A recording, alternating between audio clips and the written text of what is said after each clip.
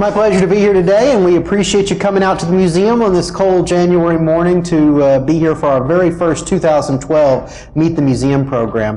We've got a real treat for you today. The program we're going to do is part of an ongoing series that we call Living History. One of my responsibilities as Associate Curator is to manage our ongoing oral history project.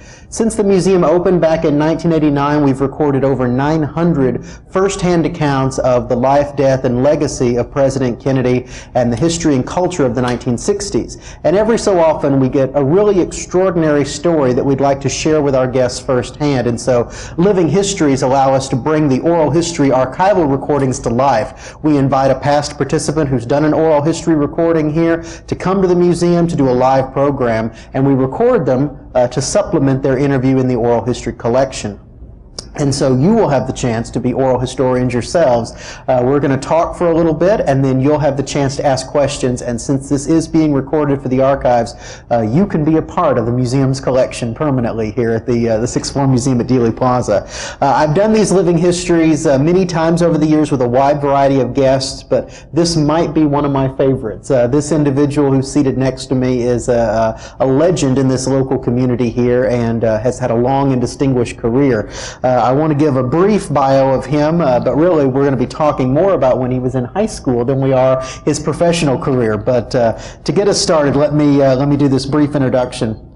Bob Ray Sanders is Vice President, Associate Editor, and Metro columnist for the Fort Worth Star-Telegram, and he has been a professional newspaper, television, and radio journalist for 40 years. Bob Ray worked many years at KERA, the Dallas-Fort Worth PBS affiliate, where he served as a reporter, producer, station manager, and vice president. He's a 1969 graduate of North Texas State University and is past president of the Press Club of Fort Worth. Now, that is only the first couple sentences of a very extensive biography, but that's enough to get us started here today. Bob Ray Sanders, thank you for joining us. I'm glad to be here, Stephen. Thank you. We're going to be stepping back in time today and talking about something that occurred 48 years ago, the visit of President Kennedy to Fort Worth and Dallas on November 22nd, 1963. Now, you're a Fort Worth native, yes. And President Kennedy woke up in your hometown on November 22nd, and that was both an exciting moment for you, but also a little disappointing because of your high school band. Would you get us started by explaining that?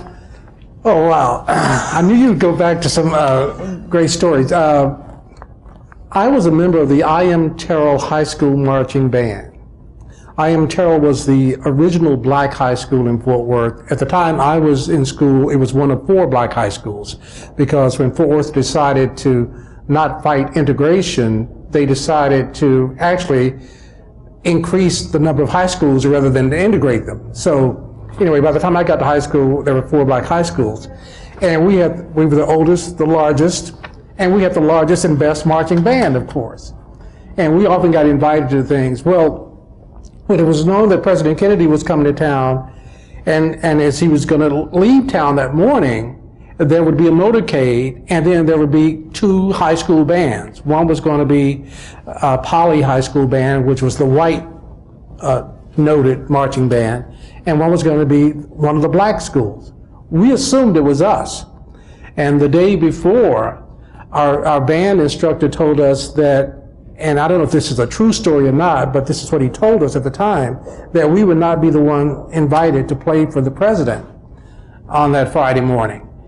And he said the way the decision was made was that the head of the music education for the district had called both principals and said to the Dunbar High School, which was the other 4A black high school in town, said it's going to be your band or the I.M. Terrell band, and I'm going to flip a coin, call it. Now again, this is on the phone, so I don't know, even if it had landed in our favor, I don't know if we would have gotten it. But anyway, Dunbar High School was chosen to play for the president, and we weren't. So I was in school that morning.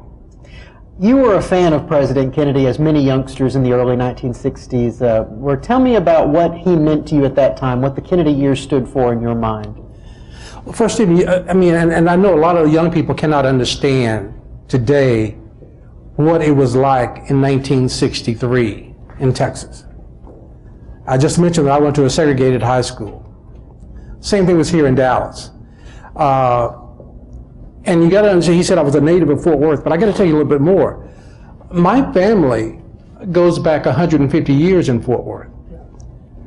They were landowners.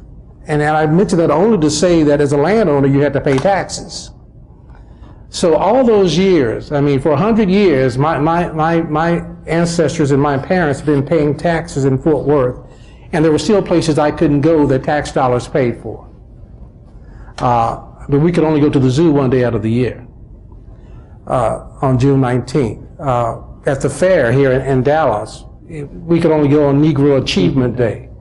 I think it was usually the first Monday, and the fair is about to start. So if you can imagine that all of that infrastructure that your tax dollars help pay for, and suddenly you were denied that. So when there came a man named Kennedy along, needless to say, there were a lot of black people who were just enamored of him. I mean, they respected him not only out of what his political aspirations were, but they respected him because of a simple idea that he thought that people were equal. And he didn't express that a lot, frankly, during the campaign, but he expressed it enough for us to know, I mean, even as high school students, that this was the man who would bring us hope. So in my opinion, John Kennedy was hope. And I can tell you that when he was assassinated, for those of us who loved him, we thought hope itself had been killed. We've talked about this before in your oral history. You said your family had a portrait of Kennedy in your home, and you read Profiles in Courage as a kid. Was it like that among the other students at your African American school, this admiration? You know, I'm glad you brought that up, because I'm not sure if this is in the oral history or not, but I was in the 8th grade when Kennedy first ran, and he had actually come to Fort Worth during the campaign, and had spoken in an outdoor park in downtown, and had a motorcade similar to the one that he had, almost to the same distance from that speaking engagement. I was in school, of course, but I got home from school that day, and my mother and sister, older sister, were in the house, and they were raving about having seen Kennedy in this motorcade, and swore that he had waved just to them as he passed by. So, but in the 8th grade, back during the election, we had a mock election. So we debated those issues, and believe it or not, it's hard to imagine now because of the way Democrats and Republicans are, but at that time there was still a lot of black Republicans. I mean, it was not obvious that Kennedy would win the mock election, because we had people who gave speeches fervently in favor of Nixon, and we had it, and Kennedy ended up winning that mock election, but by a very small margin in our class of 35 or whatever it was. But yes, there was an interest, but our teachers, keep in mind, we had black teachers who many of them had gone to school for their undergraduate degrees here in Texas, but couldn't go to the University of Texas for their graduate work. They ended up going to, either Stanford or University of Michigan or wherever, and then came back because they couldn't go into professions. So we had some of the best minds in the world teaching us. And they didn't just teach us, they drove us, they inspired us, they made us think beyond what was today. So yes, my fellow students were in many cases more interested in politics than I, but certainly as interested. Were you concerned at all for the president's safety, knowing the political atmosphere in the Dallas area? No, safety wasn't an issue. I mean, there was such a pride going around, and he was coming back, and of course now that I go back and I know the history of the fraction in the Democratic Party and all that, but he was going to be with Governor Connolly, Ralph Yarborough, who was a hero of mine. He was a senator at the time, one of the most liberal senators, if you can believe, in the U.S. Senate at the time. Ralph Yarborough, Jim Wright, who today is my great friend, who was a congressman and then later became Speaker of the House. They were all there, so I mean, it was embracing. And you mentioned the morning, but the president came in from San Antonio that night. Mm-hmm. And the plane didn't land until around 10:30 or so.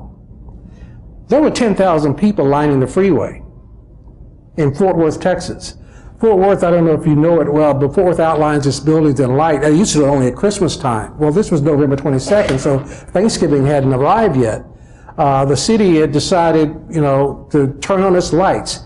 They had a breakfast plan for him that morning with more than 2,000 people. I mean, standing room only for that breakfast. And to the surprise of many people, and even to Kennedy's surprise, I mean, he looked out of his hotel window, and down there were more than 2,000 working people who had come hoping to get a glimpse of him as he left the hotel that morning. So fear wasn't an issue. I mean, safety, it didn't cross our minds that the president would be in danger by any means. Well, your marching band wasn't involved with the president's visit that day, but you of course have your memories of watching the president on television and hearing news of the assassination. Walk me through your experience that day. Well, first of all, we weren't allowed. I mean, I didn't go. Some of our students did skip the morning classes and go because they felt this was a one-time experience. To this day, I wish I had done that. I didn't. So unlike my mother and sister, I never got a chance to actually see the president. But a lot of the teachers had brought television sets to school, so we were able to see his speech outside that morning, his speech inside to the Chamber of Commerce breakfast, and video of the motorcade going down. Well, our band, I mentioned Dunbar as being I mentioned Dunbar High School as being our arch rival. We actually played Dunbar every Thanksgiving Day.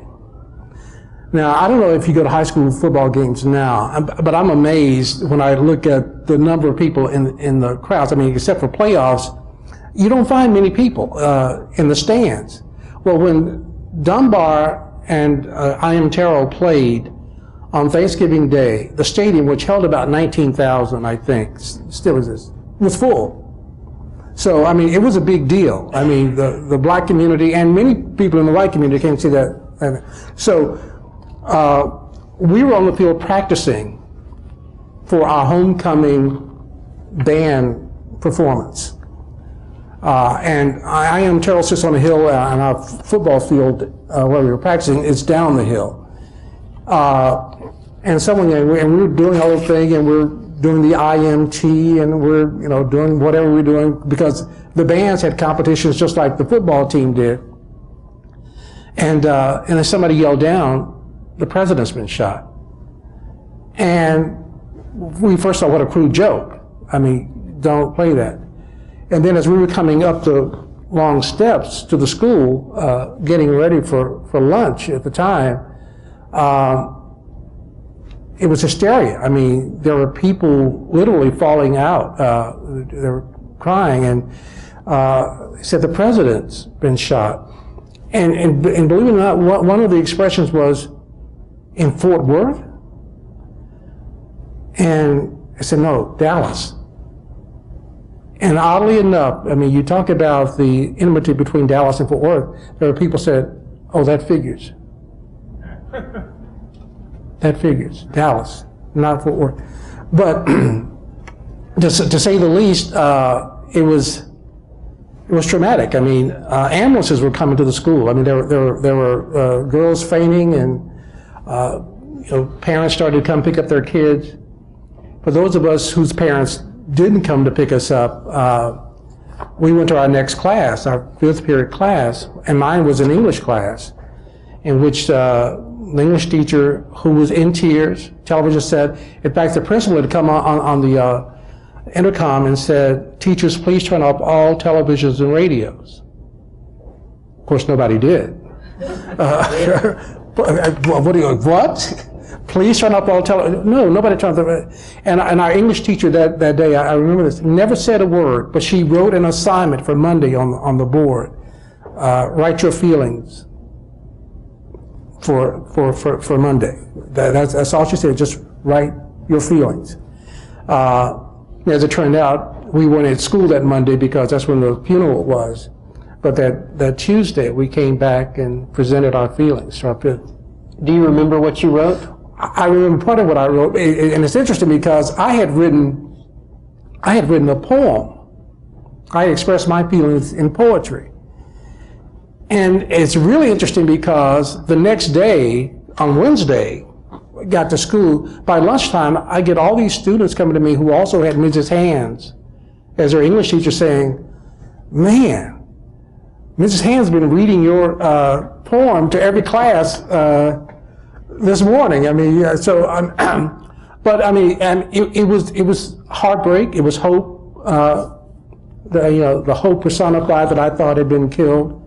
It was that. Your marching band did something very special on Thanksgiving Day that year. Tell me about that. Interesting enough, we got back to school that Tuesday. Our band teacher, I mean, again, we're still in tears, having sat through the funeral and all of that. Well, what was so haunting for us during that funeral was the cadence, the drum cadence, and the caisson with the riderless horse, and the casket, and Mrs. Kennedy, and then the heads of state from all over the world who were there. And our band teacher had an idea. We normally ended our program, every program just about, with IMT. I mean, we formed those letters on the football field and then marched out with those letters into the stands. Our band teacher had the idea that we were going to change our whole program, and we did. I think we ended up playing Parade of the Charioteers for some reason, but the main thing we did, we changed our cadence. We made the cadence of the funeral procession. And that's how we marched out on the field.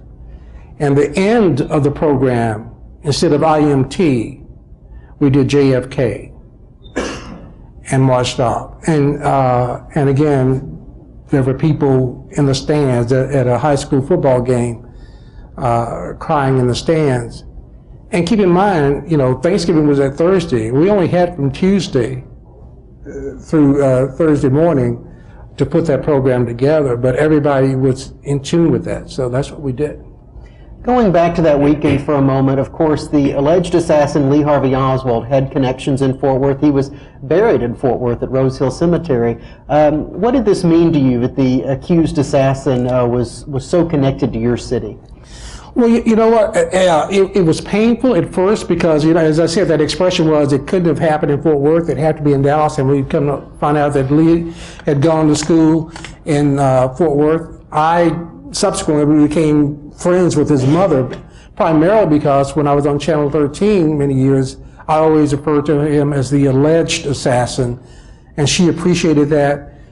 So we had these long conversations, but at that time, it was very painful that he had come from there, but when you started looking into his background and all of his dysfunction, it didn't matter where he came from. He came, he presented himself, and did this dastardly deed. And yes, he is buried there, and I still to this day, because the funeral home and the cemetery won't tell people where he's buried, because his tombstone headstone has been stolen several times, so they won't tell people. But people call me all the time and says, "Can you take me to Lee Harvey Oswald's grave?" And I do that often because I know exactly where it is. And generally around November 22nd, I go by there anyway. His mother's buried there now too. And it's not out of homage to him, more so it's just out of just more respect for her, because she was really bitter all those years, and it's hard to explain. She was in pain quite a bit and felt like she had been neglected, and that everybody made money except her. And so Marguerite was an interesting character, but I still go by Lee's grave quite a bit. We're looking at a picture of Marguerite right now. In your conversations with her, what did she say about her son in terms of her beliefs whether or not he had shot the president? Well, she never believed, she said she never believed he did it, that he was framed.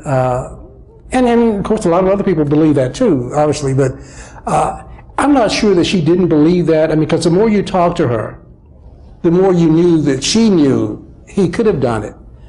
And another interesting story there, and you probably haven't heard this one, as I said, I work at the Star Telegram still, The Star-Telegram, the way they got into the whole arena of what was going on here in Dallas was, she called the paper and said, they said my son shot the president and I have no way to get to Dallas.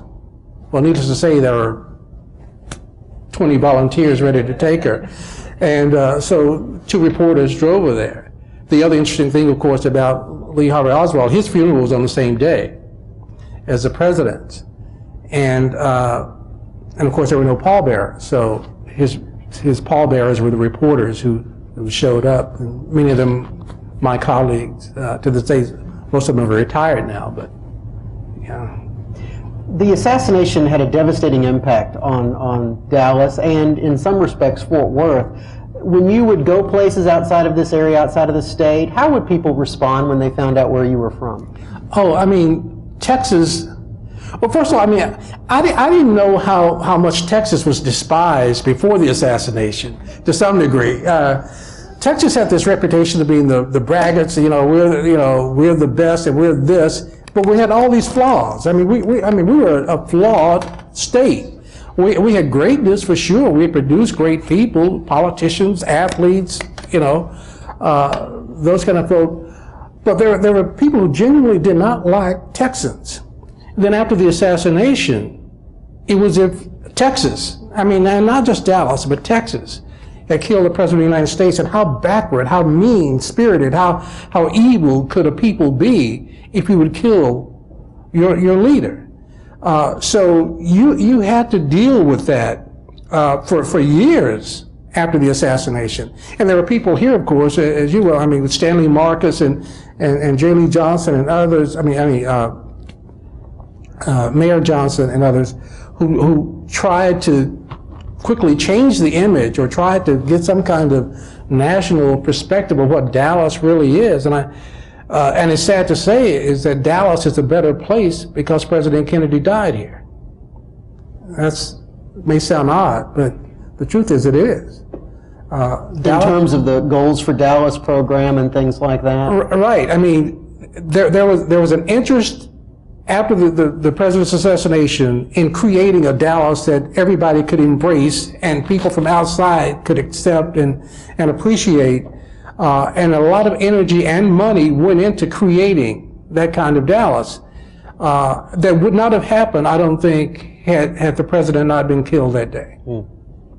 Throughout the 60s, during the Civil Rights Movement, Kennedy's image and his words helped to fuel social activism. And a couple years ago, you hosted a program with this gentleman, Clarence Broadnax, who demonstrated at the Piccadilly Cafeteria in Dallas. And you have your own very interesting story of civil rights activism from 1964. Tell us that story. Well, it is interesting because, again, you have to remember, and it's 1964, and these young people, I know they don't get it. Young people, you can't even imagine. Just imagine if you were downtown Dallas now and wanted to go to a theater, and they said you can't come in because of what you look like. Or that you wanted to go to the school in your neighborhood. I was bused past 5 other schools, literally, to get to the one segregated one. So, it was a really, really tough time. But the person I came to admire as much, and in some cases more than John F. Kennedy because of what he did, was Lyndon Johnson, who followed him. And I say that for the simple reason of the things that he did to affect me. The day the Civil Rights Bill was signed, and I watched it all, and television was an amazing instrument at that time, unlike today. In terms of recording history and helping us understand what was going on in the world. But I had watched all of the demonstrations through 1963, Birmingham, all of those.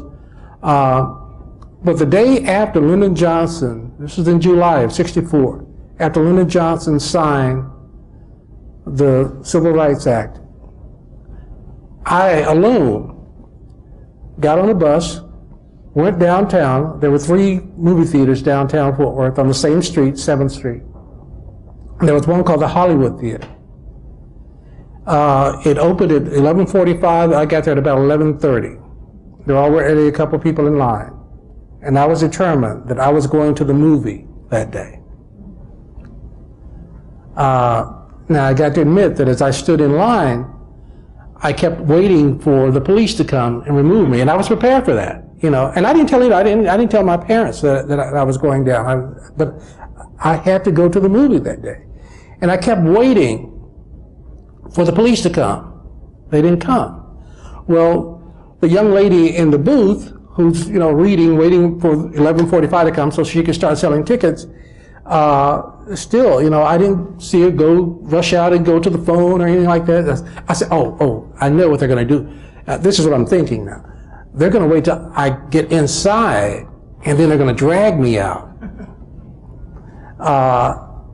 And I got to the ticket counter, expecting her to say, I can't sell you a ticket. But she did. Got inside. I'm still waiting on the police to come. Nobody comes. I see a movie. And I went back and told people that I had gone. I mean, some of my fellow classmates.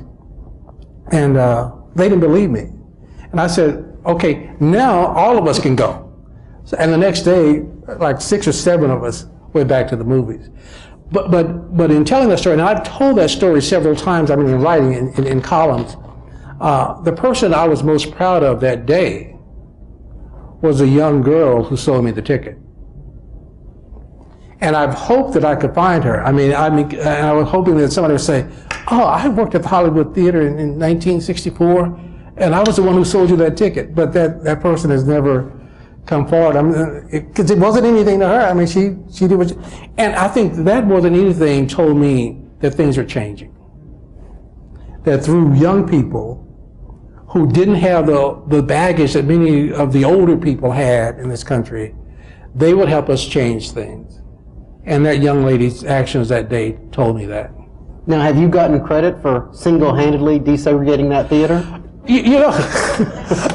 I don't know that I got credit or not. Again, I've heard from other people says, because they had white friends. I mean, I heard from people who said, my white buddies, back in those days, do you all know what a drive-in theater is? Oh, okay. I thought if you couldn't tweet it,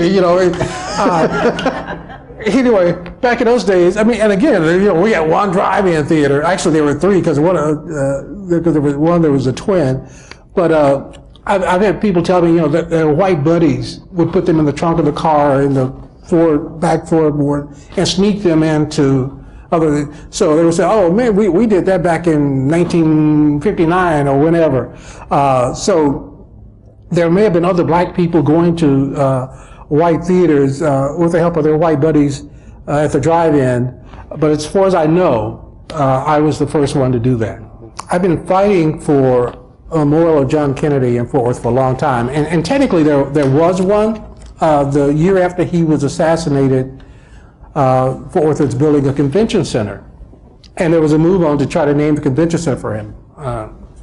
Because of his interest in the arts and all of that, it just made sense, and it was a new building, and make a grand statement, it would be in downtown. The Commissioner's Court was actually paying for it, building it through bonds. And the commissioners said, no, we're not going to do that. We're not going to name anything for John Kennedy. Well, then they said, the people pushing this movement, there were 2 women, and I can't think of their names right now off the top of my head, but one of them is still very much alive because I've heard from her recently. There were 2 women who came forward and said, okay, let's see if we can compromise. In addition to the giant arena, there will be a theater. Can't we at least name the theater for John Kennedy? Well, the commissioners on a 3-2 vote did vote to name the theater, but they refused to put a sign outside, and they refused to use the name in any advertising or promotion. And the only thing that you would know, and you would have to know where it is, just like finding Lee Harvey Oswald's grave at the cemetery. If you look behind the ticket counter or down near the ticket counter at the bottom, there was a little plaque that says, this is, as of whatever day it was in '64, the John F. Kennedy Theater. but they didn't celebrate it. And then as the convention center expanded, they tore down the building. They tore down the theater, so there was nothing. But lately there's been a group of people, and very heartfelt group. In fact, the money's already been raised. The bronze statue, larger-than-life statue, has already been commissioned and completed, and it will celebrate the life of Kennedy. Because what I like to tell people, I mean, it won't be about the assassination. It will be about those last hours that John Kennedy was alive. And it was in Fort Worth where he had his last meal, as far as we know, heard his last prayer, made his last 2 speeches, those kind of things, and the interactive, and it's going to be on the spot. That area now is called General Worth Square. I mean, named for the general who that Fort Worth is named for. But that's the site where he spoke to the crowd that morning who had gathered on the parking lot. And it's across from the old Hotel Texas, now the Hilton. But hopefully, and we think we're on schedule to do this, by the president's birthday in May, that will actually be dedicated. Wow, we will look forward to seeing that. Oh yeah, I mean, and it's beautifully done. It's going to be interactive. You'll be able to hear those speeches. There will be video out there. I mean, it will be part of that plaza area. So it's been 48 years, but it was done. Well, I want to give our audience the chance to ask Mr. Sanders some questions. If you would, just raise your hand, and I'll repeat the question since we are recording this. Yes? Amon Carter, he was pretty staunch Republican. Amon Carter, he's mentioned. Amon Carter was the publisher of the newspaper that I work for now to this day, and one of the first publishers, and then Amon Jr. took over. Yes, they were very much Republicans. They had supported Richard Nixon. But it's interesting because at the same time, I mentioned Jim Wright earlier. Jim Wright, of course, was a Democrat. And Amon Carter was very much against Jim Wright being elected to Congress at the time. Jim Wright, as a person running for his freshman seat in the Congress, took out an ad in the Star-Telegram that the Star-Telegram printed, if you can believe this, addressed to "Dear Mr. Carter," and basically saying, you may control everybody in Fort Worth, but you don't control me. And it's really interesting. But it's hard to think back to those times. I mean, Republicans and Democrats weren't like Republicans and Democrats today. Understand that, people. What we have today is a dysfunctional government with parties so, upset with each other that they can't even communicate. John Tower, who was a senator who died in a plane crash, he happened to be a friend of mine. He was a Republican. I mean, he was a defense guy, and Fort Worth is a big defense, city with, Lockheed Martin and Northrop Grumman and all that stuff. But Jim Wright and John Tower were the best of friends. Politically, ideologically, I mean, worlds apart. But they could argue. They could come down. I mean, and it was sane argument. It wasn't name calling. It was debate. The Everett Dirksen's from Illinois, those Republicans who were leaders, who were statesmen, who once they made their speeches on the floor, they came out and had dinner with you.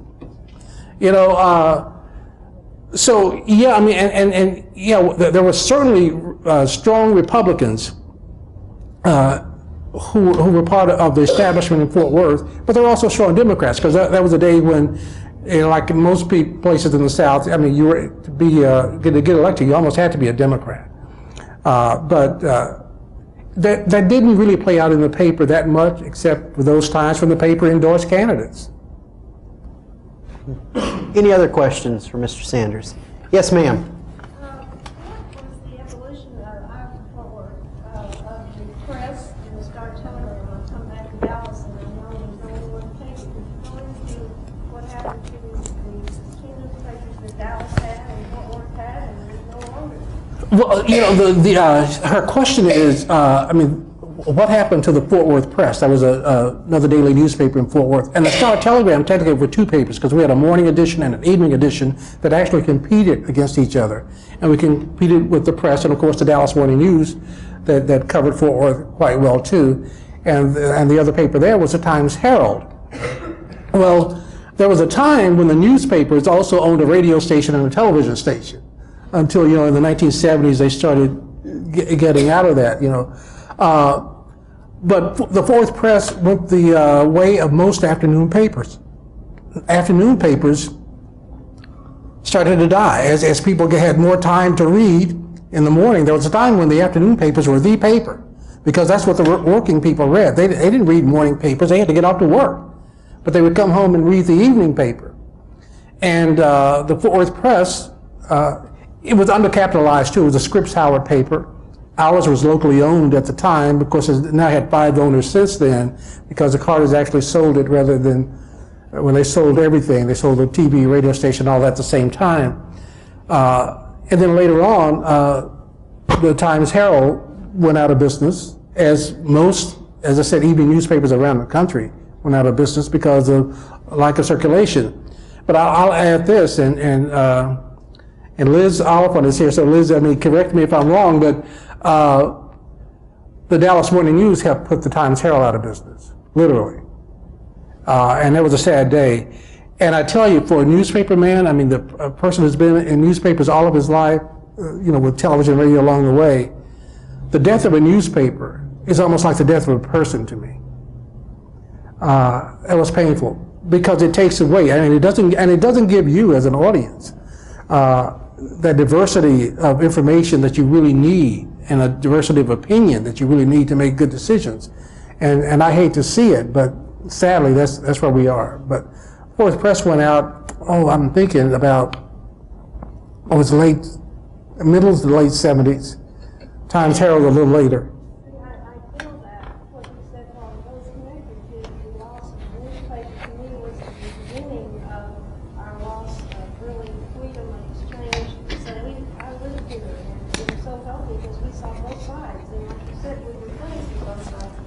So maybe the newspapers would be considered faster, and now they're not. We just have one. Well, but I'm going to add something to that. She was saying that the like of those newspapers, those competitive newspapers going out of business may have contributed to this thing that we have now with this one view. That to a degree, I think more so than anything was when the fairness doctrine under Ronald Reagan went out of business. That's when broadcasters, the old FCC rules were that if you presented one view, and you don't have to do it right then, but within a reasonable amount of time, you have to present the other view. That was called the fairness doctrine. If you're a broadcaster, and the FCC could do that because we as the public own the airwaves. Well, when that went out the window, suddenly you had entire companies coming online, cable television, and they had one point of view. And that's the only point of view you were going to hear, basically. If you heard a second point of view, it was under attack by those in charge. So now that's what we have. You have Fox and you have MSNBC and you have all of those people who declare themselves basically Republican. I was on my way over this morning and WBAP is pushing the Republican agenda. WBAP was in Fort Worth, the first radio station in Texas. Second radio station in Texas, but the first television station in Texas. And it's amazing to me that we've gotten to that point, but that's where we are. And now it's incumbent on us to not just depend on one news agency for our information, particularly in terms of politics, because we would be greatly misinformed. But that's on us. Sadly, a lot of people don't look for other information. They look to certain people as their gods and their prophets and their Bibles. And whatever they say, I guess, I can take you to my office right now, pull up my internet, I guarantee you there'll be something on there saying something crazy and wild, and you'll say to them, that's not true. It is true. I just heard it on the radio. I said, okay, yeah, you were listening to Rush Limbaugh. Sorry, but that is not gospel, okay? Anyway. Any final questions for Bob Ray Sanders? Yes. Immediately following the assassination, did you see a lot of strife between the different factions in Dallas? Were there a lot of accusations across party lines, across factions, accusations across, gun control laws, like we would see today when you think of the Tucson event a year ago? Almost immediately the media started pouring on, this is just a result of this faction or that faction. Well, what we saw almost immediately after the assassination was an empowerment to young black leaders, and we talked about some in that program that we had here one day, who decided that there were certain things they weren't going to take anymore, not only in terms of public accommodations, but in terms of politics. You see, for the most part, I mean, you still had, no matter what the racial makeup was in this city or Fort Worth or any other city in Texas, all the elected politicians were white. And so there was a push for single-member districts for the school board and then for the city council and for state legislature. There were people looking for representation. And what you had in Dallas, which is contrary to what you had in Fort Worth, those leaders who were the most activists, those who went down and protested at City Hall, those who led demonstrations in the street, those were the ones who tended to get elected the first time around, and they took their activism inside the hall.